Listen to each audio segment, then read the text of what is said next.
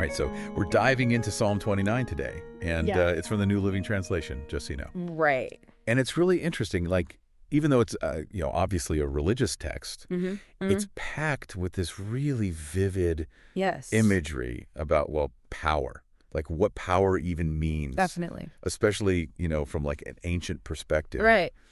And we're really going to focus on this phrase, this idea of the voice of the Lord. I love that. Yeah. So, like, what descriptions are attached to that voice? And then what would that have meant, like, to the people hearing this for the first time? Yeah. Yeah. Way back when? Absolutely. One of the first things that jumps out at you right from the beginning is that opening, verses 1 and 2. It's this like direct call to the heavenly beings to give glory and strength to the Lord.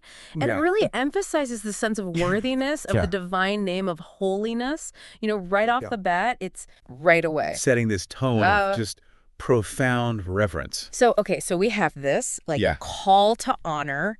Yes. And then it's like we're launched into the heart of it all. Exactly. Verses 3 through 9, where we get this phrase, the voice of the Lord, repeated over and over, like 7 times. 7 times. And every time it's tied to these like crazy natural events. So Thunder over the sea, splitting the cedars of Lebanon. Right. Like these are huge trees, symbols of strength. Huge, yeah. Even making mountains skip, like Hermon, a whole mountain skipping. I know. It's this sequence of just raw power. Yeah. And it's not random, right? Absolutely not. And that's what's so fascinating. Okay. Notice how it kind of progresses, the impact of the voice, I mean. So, like, it starts big and then gets more specific? Or? It starts really broad, almost cosmic. Yeah. That thunder, right? Right.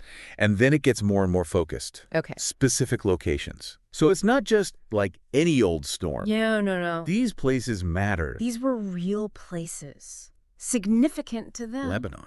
Famous for these majestic cedars. Yeah. Often associated with, like, royalty. Exactly. And they're getting splintered. That suggests some serious force at work. Yeah, and then Mount Hermon. Another huge landmark, skipping like a calf. I mean, it gives you this sense that even the most stable things in their world are subject to this power. And it's not just these big things. Right. It's the wilderness forests. Exactly. Like, these are parts of their everyday lives. Yes, it's grounding the abstract idea of divine power in their concrete reality. Like, they're really feeling this. Yeah. And then there's that shift in verse 9. Yeah. That goes from all this chaos in nature to this moment in the temple. In his temple, everyone shouts, "Glory!" So, like, after all that raw power, there's this unified response of praise. This really beautiful contrast. So you're saying there's a connection. I think so, yeah. Between the power we see out in the world and the glory they're giving in worship. It suggests a link there. Okay, so then we move on to verses 10 and 11. And it feels like things settle down a bit. You could say that, yeah, it shifts. It talks about the Lord ruling over the floodwaters and reigning as king forever. Right, so we go from this very dynamic, almost chaotic display of natural force to this image of enduring authority. So it's like all that power we just saw wasn't random. Exactly. And if we connect it back to the beginning, it's like the psalm is arguing that this immense power isn't arbitrary. It's controlled. By the Lord. Yes.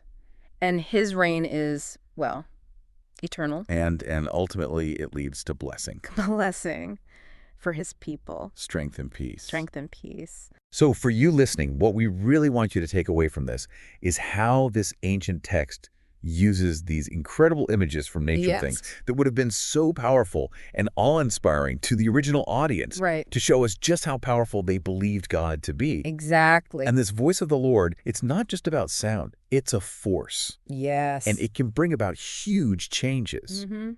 But it all culminates in order and ultimately a promise of blessing. Yes. And this brings up something I think is worth thinking about. We've explored this ancient idea of power, especially connected to nature. Right. How does that compare to how we understand the forces at work in our world today? What voices or forces inspire awe in us now? That's a good question. And how do we understand their impact? What's their ultimate purpose? It's something to consider, I think. Definitely. In your own way.